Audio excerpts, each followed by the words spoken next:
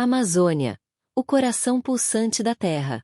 A Amazônia é a maior e mais famosa floresta tropical da Terra. Nenhuma outra se compara em tamanho, volume de vida e capacidade de moldar o clima ao redor. Só de olhar no mapa já dá para sentir a grandiosidade, pois essa exuberante floresta cobre mais de 5 milhões de quadrados de mata, quase intocada, espalhando raízes por 9 países, mas pulsando principalmente dentro do território brasileiro. A imensidão verde. Se fosse um país sozinho, seria maior do que a Europa Ocidental inteira e caberia mais de 15 Alemanhas dentro de seus limites, sem precisar abrir espaço. Para muitos, uma floresta é apenas sinônimo de árvores altas, rios barrentos e animais exóticos escondidos entre folhas úmidas. Mas a Amazônia é mais do que uma coleção de troncos gigantes e pássaros coloridos.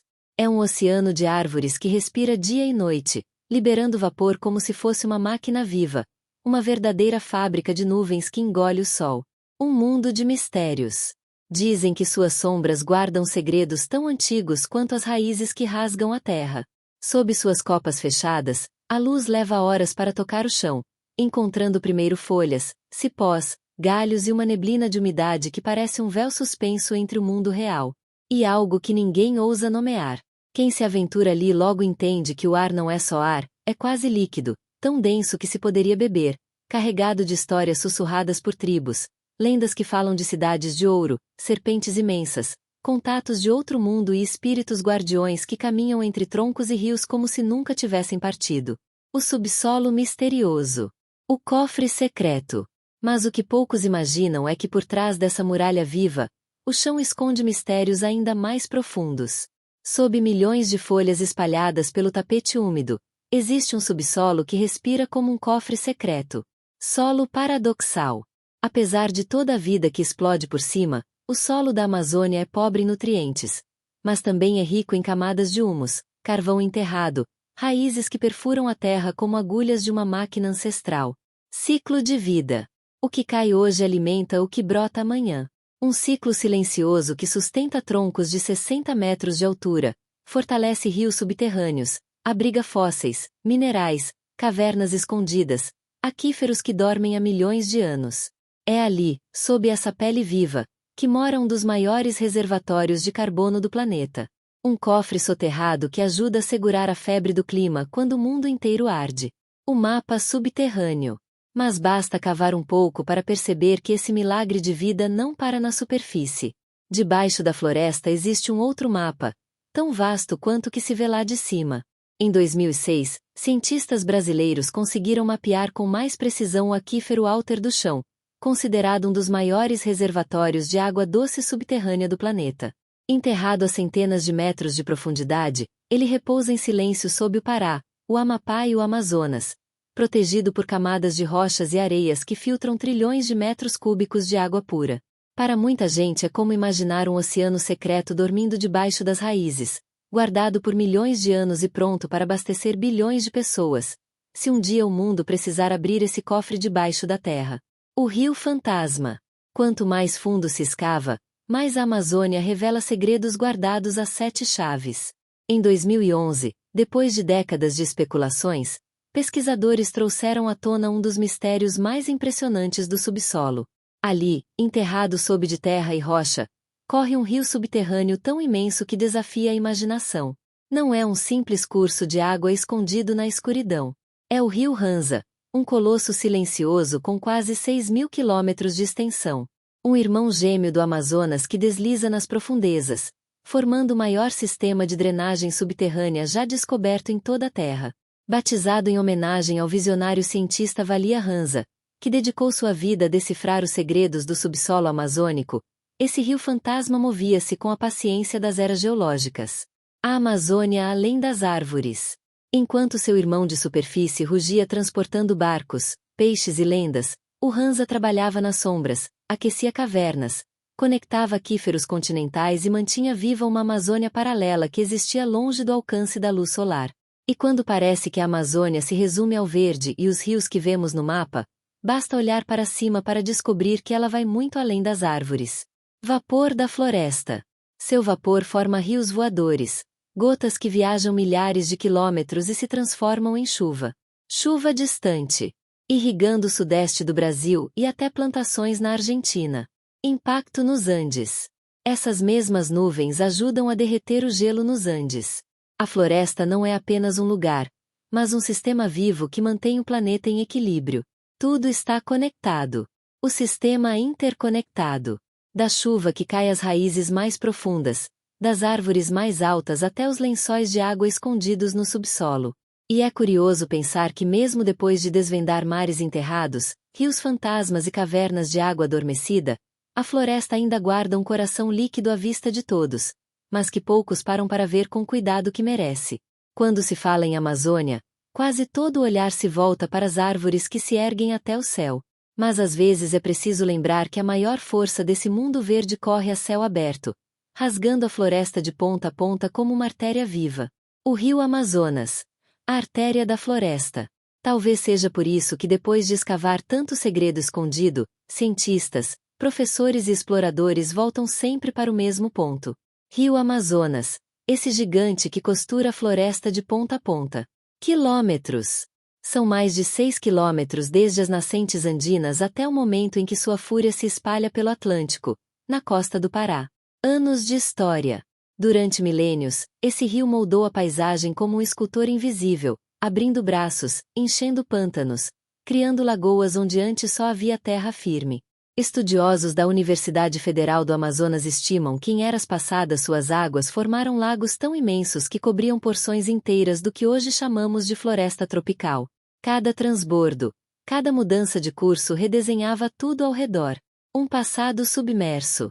Há quem defenda que o rio já mudou de direção mais de uma vez nos últimos milhões de anos, abrindo caminhos, abandonando outros, criando ilhas vivas que isolavam animais, espalhavam sementes e garantiam que a floresta nunca fosse a mesma por muito tempo. Mas se alguém ainda acredita que o maior rio do mundo é o único segredo líquido que a Amazônia enterra, basta raspar a superfície para ver camadas de um passado tão antigo que transforma tudo o que conhecemos em poeira recente.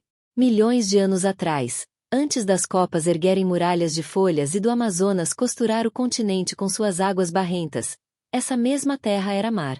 O mar interior pré-histórico. Durante o período Mesozoico, entre 250 milhões e 66 milhões de anos atrás, vastos mares interiores cobriam o que hoje chamamos de Bacia Amazônica. Era uma época em que o nível do mar avançava muito além das costas que conhecemos agora, formando baías profundas, pântanos salinos e lagos que se espalhavam como pequenos oceanos dentro do continente sul-americano. Purosaurus brasiliensis.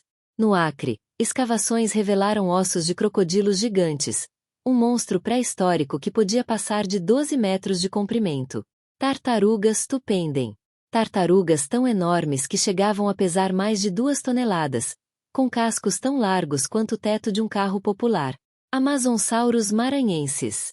Vértebras de dinossauros herbívoros gigantes que podiam alcançar 30 metros de comprimento. Gigantes extintos. Esses titãs vegetais dividiam espaço com preguiças gigantes como o Eremotherium laurillardi e até felinos extintos como o Silodon populator, o lendário tigre dente de sabre que rondava planícies onde hoje se estende floresta fechada. Dominando rios lentos e florestas pantanosas, reinava também uma serpente tão grande que até hoje chama a atenção de curiosos no mundo inteiro. A Titanoboa serregionensis, considerada a maior cobra que já existiu na Terra. Camadas de história humana. Além disso, o que impressiona ainda mais é perceber que em alguns sítios de escavação, arqueólogos encontram fragmentos de ossos de animais enormes, como mastodontes e preguiças gigantes misturados a vestígios humanos, como pedaços de cerâmica quebrada e ferramentas de pedra lascada. São marcas de aldeias, clareias abertas por mãos humanas, sinais de que por cima dos fósseis de monstros dorme outra camada de história. A história dos primeiros povos que cruzaram esse mar de folhas, plantaram, construíram e deixaram rastros que até hoje ninguém decifrou por completo. Civilizações perdidas. Muito antes de Cabral ancorar na costa do Atlântico, famílias já cultivavam mandioca, erguiam aldeias circulares, levantavam montículos para escapar das cheias e riscavam caminhos de terra que ligavam pontos que hoje parecem esquecidos no meio do verde. Geoglifos amazônicos. Essas linhas que cruzam o Acre, o sul do Amazonas e se espalham pelo Xingu, não são marcas deixadas por chuva ou erosão. São geoglifos, Centenas deles talhados com precisão entre 1000 e 2000 anos atrás, desenhando círculos, quadrados, retas que se ligam como artérias de uma civilização que ninguém esperava encontrar no meio da mata. Cidades circulares. Entre essas marcas, algumas cidades circulares se destacam como Curicugú, no Alto Xingu, um complexo de aldeias ligadas por redes de estradas retas, muros de terra, canais e palafitas. Curicugú já abrigou milhares de habitantes organizados em anéis de moradias, praças e portos fluviais. O que antes se imaginava ser só mato fechado revela agora um traço de engenharia que espanta quem pensava encontrar apenas tribos dispersas. Cada estrada reta, cada muro de terra úmida, cada círculo perfeito gravado no chão conta que alguém viveu ali de forma planejada, dominando rios e moldando a floresta com as próprias mãos. O mito de Eldorado. Mas como todo bom mistério amazônico, nem tudo que se esconde debaixo das árvores é apenas pedra, cerâmica ou muralha de terra. Existe uma parte dessa história que nunca coube em mapas, relatórios técnicos ou imagens de satélite. São as histórias que atravessam séculos misturando o que se sabe com o que se imagina. E poucas lendas carregam tanto peso quanto o mito de Eldorado. Quando os primeiros exploradores espanhóis se embrenharam pela floresta ainda no século X, ouviram de tribos ribeirinhas relatos de uma cidade de ouro perdida em algum ponto do coração verde. Para muitos era só um conto repetido por povos cansados de invasores. Para outros virou obsessão, capaz de engolir fortunas, expedições e até vidas inteiras. A busca de Percy Fawcett. Em 1925, o coronel britânico Percy Fawcett se tornou o rosto mais conhecido dessa busca.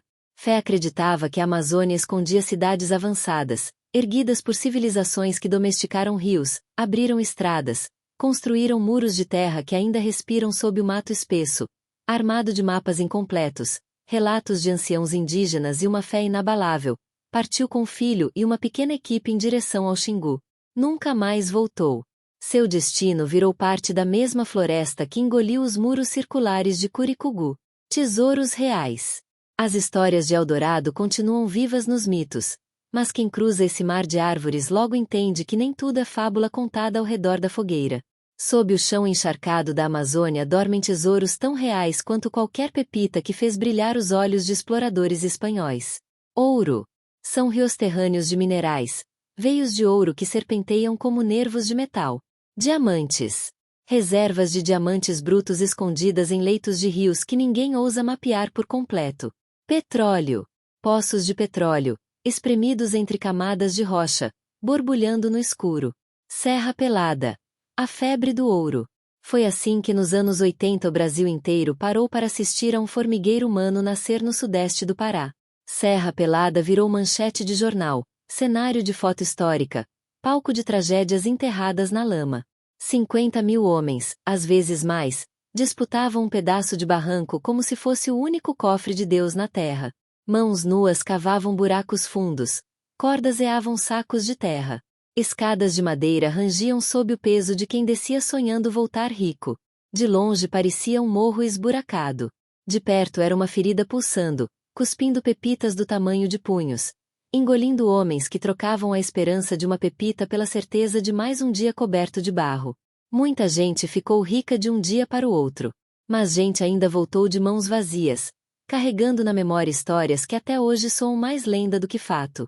E não foram só mineradores anônimos, coronéis, políticos, atravessadores, todos beberam da mesma lama, arrastando pepitas do Pará para cofres que ninguém rastreia mais. O preço da exploração. Só que a Amazônia sempre cobra e o preço raramente é pago em moeda. Quando as dragas desligam os motores, fica o buraco. Quando a última pepita desaparece do barranco, sobra a clareira aberta. Assim, ano após ano, o chão vai se enchendo de cicatrizes novas que se espalham em mapas de satélite como feridas vivas. O fogo chega logo depois, queimando o que restou de sombra. Floresta perdida. Nos últimos 30 anos, o desmatamento derrubou uma área maior que o território da França. Dados do INPE mostram que cerca de 20% da floresta já virou fumaça, gado ou estrada de terra. Quilômetros quadrados em 2022. Só em 2022, o Brasil registrou mais de 16.000 quilômetros quadrados de floresta derrubada, o maior índice em mais de uma década. Ponto de virada. Pesquisadores alertam que a Amazônia está próxima de um ponto de virada. Chegar perto de 25% de área derrubada pode empurrar a floresta para um caminho sem volta, onde a selva vira savana seca. O futuro da floresta. Em muitos trechos, o verde some num dia, mas a fumaça fica semanas cobrindo vilas, cidades, plantações. No auge da estação seca, satélites da NASA capturam colunas de fumaça que viajam do norte ao sul. Grandes centros como Manaus respiram ar turvo, cobertos por uma névoa que ninguém ignora. Milhares de focos de incêndio surgem de queimadas mal controladas. Fogo de roça que escapa, faíscas que viram labaredas que sobem da raiz até a copa. E quando uma árvore cai, o ciclo se quebra. Sem árvore não há umidade. Sem umidade não há rio voador cruzando o céu para levar chuva a fazendas no centro-oeste. Há plantações no sudeste. Há geleiras nos Andes que dependem desse sopro úmido para não secar. E o que se perde não é só árvore ou bicho, é clima, é chuva, é ar respirável. Enquanto isso, projetos de conservação tentam remar contra a maré. Povos indígenas, brigadistas, cientistas, ONGs e comunidades locais protegem milhões de hectares que ainda resistem de pé. É nas terras indígenas, nos territórios ribeirinhos e em áreas preservadas que a floresta respira mais fundo, guardando não só árvores, mas rios inteiros de carbono preso nas raízes. No fim, o maior tesouro enterrado na Amazônia não é só ouro, diamante ou petróleo. É o tempo que ainda resta para decidir se tudo isso continua de pé. O futuro dessa floresta não mora em mitos de Ado, nem em lendas de cobras gigantes. Mora em cada escolha feita agora. Quem hoje entende que floresta não se explora impunemente sabe que o que se planta em clareiras volta em forma de chuva ou de seca. Se a Amazônia vai respirar ou silenciar, se vai chover ou virar poeira, não é mistério escondido debaixo da terra. É decisão viva feita em cada fogo aceso, cada árvore que cai, cada folha que insiste em ficar. No fim, o que dorme sob as raízes é silêncio. O que vive por cima ainda é esperança. E o que fica para amanhã depende de quem decide onde pisa hoje.